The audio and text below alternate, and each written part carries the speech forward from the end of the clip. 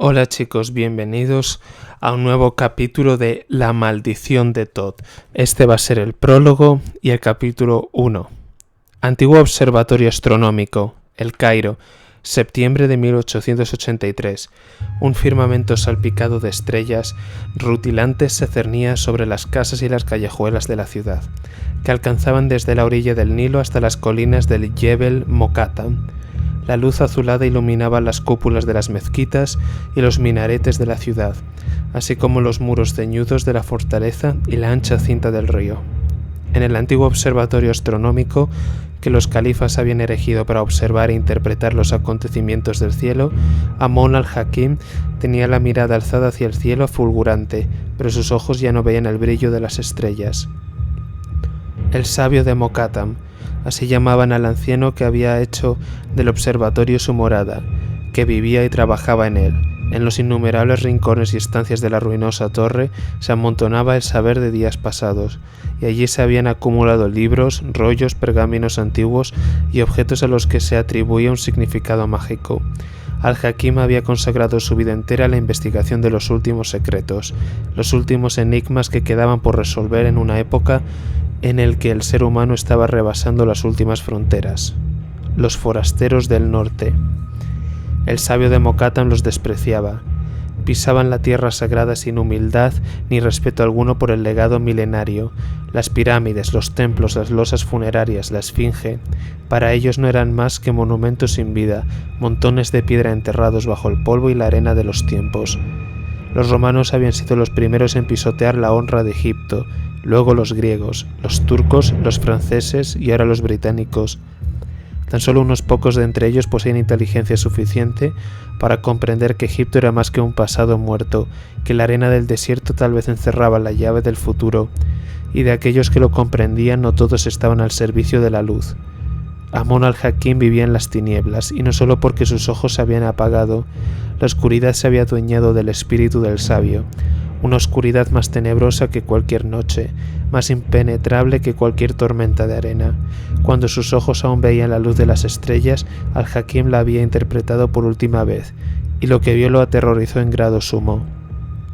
De las profundidades más insondables de la historia había resurgido un poder ancestral en busca de secretos que no le pertenecían, para arrancar a las sombras del tiempo cosas que debían permanecer ocultas.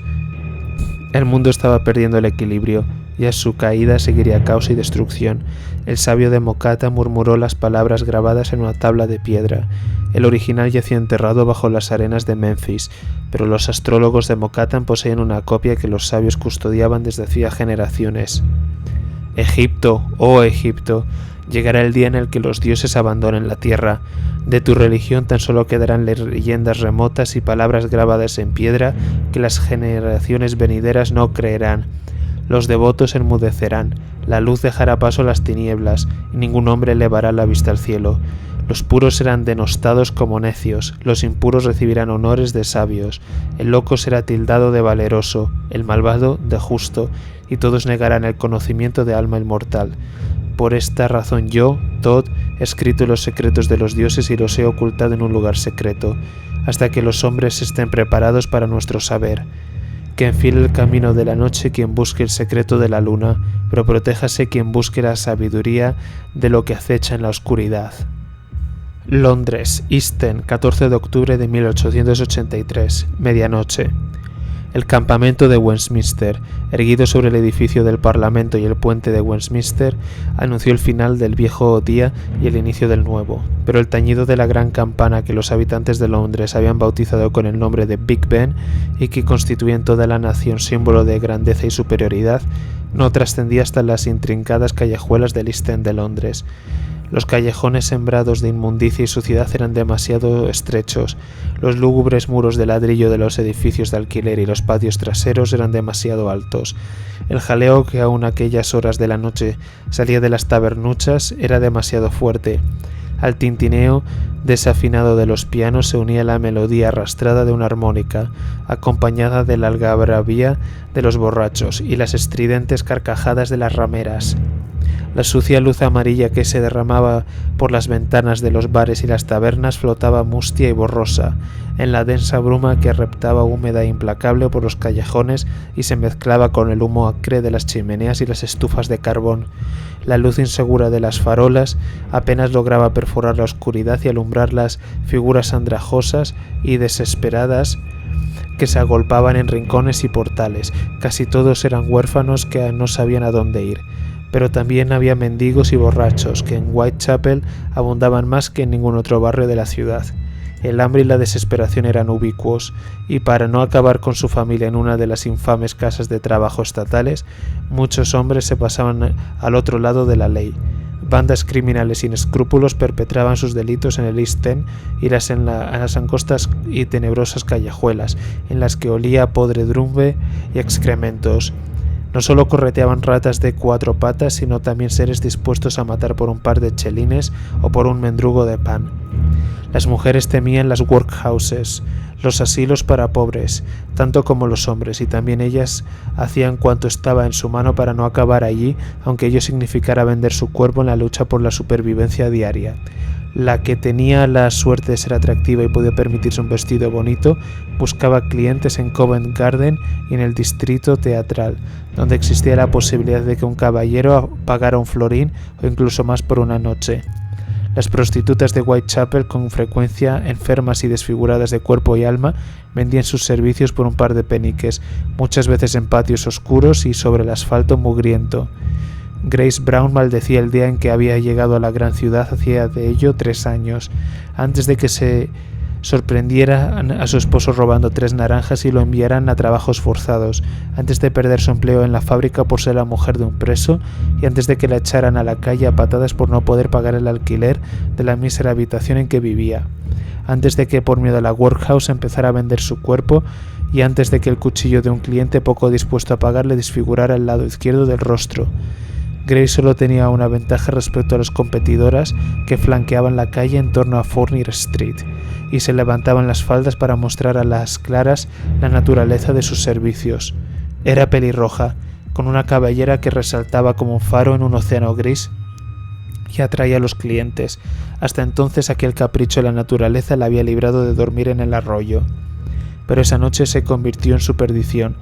El asfalto mojado de lluvia de Hopetoun Street resplandecía a la luz de las farolas. Por la Brick Lane apenas pasaban coches y carruajes. Se veían sobre todo tartanas destartaladas tiradas por asnos famélicos y conducidas por hombres escuálidos de semblante pálido y demacrado. Charlatanes que se ganaban la vida comprando fruta y verdura en los mercados de Covent Garden o Billingsgate y vendiéndola por unos peniques más en otros lugares. Carboneros y sus sucios primos, los desollinadores que se dedicaban a vaciar los depósitos de ceniza de las casas, y por último los cazadores de ratas a los que no faltaba el trabajo en ningún barrio de la ciudad. Grace Brown charlaba con unos y con otros, pero no logró granjearse más que burlas y risotadas desdeñosas. Nadie quería irse con ella y su desesperación fue en aumento, hasta que de repente surgió del humo y la niebla la silueta hermosa y al mismo tiempo formidable de un carruaje grande y suntuoso. Era un vehículo tirado por 4 caballos de los que solo podían permitirse los acaudalados, tirado por 4 corceles negros y con los arreos de plata.